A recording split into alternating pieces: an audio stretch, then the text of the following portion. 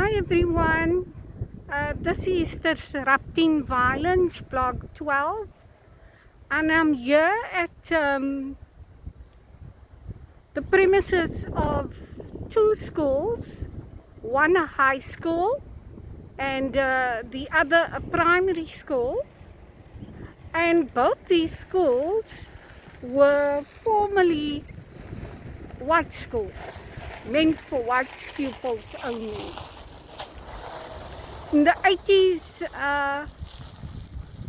these schools in the, just prior to 94 became desegregated, and many of our learners from black communities came to these schools. Now I'm raising these issues because of the Brackenfell High School challenges. And the reality is that all our schools had to make space for learners of other colors in order for us to have an inclusive, democratic school system, country. Now, it's very hard to come to terms with what has happened at Brackenfell High School.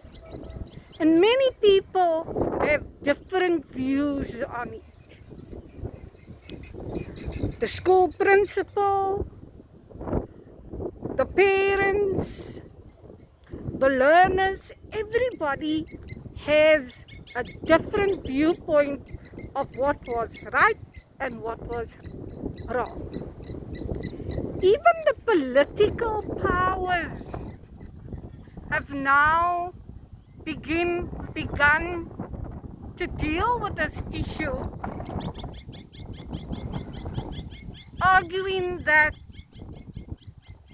it shouldn't be a political scoring intervention. But Brackenfell High School stands accused of racism. The black learners have brought allegations that they are called the K word, the H word, and those learners have said most of the staff remains white, with only 2 teachers who are in fact black South Africans.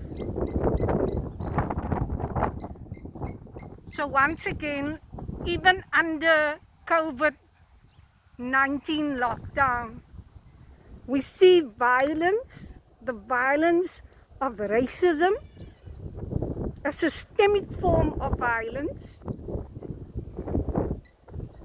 steering its ugly head. This is now nearly 30 years after our first democratic election. So where are we really at? And through all this time, before lockdown and during lockdown, we've had to come to terms under a lockdown situation where racism, gender-based violence, organized violence, gang violence continue. Where are we at? And sadly,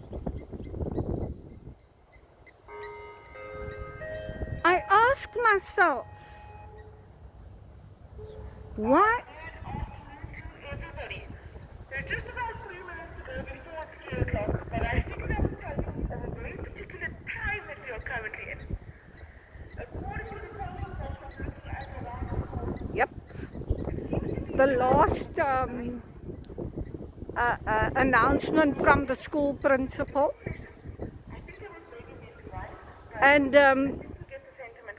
what I want to say is that we have a hate crimes and hate speech bill. And this was tabled in Parliament about 2 years ago because there is no legislation that can be used for racism. Appropriate legislation. And now we sit with these allegations. We sit with a woman protester who was beaten, assaulted by one of the parents in a racially based attack at that school. Now, how do we move forward? We need legislation in place to ensure that these kind of cases are dealt with through our courts. And that is a viable way to prevent systemic violence, a hate crime like racism. I thank you.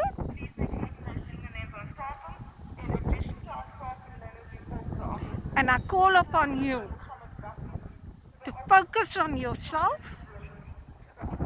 and examine your heart. Where do you stand? Issues of racism. Thank you.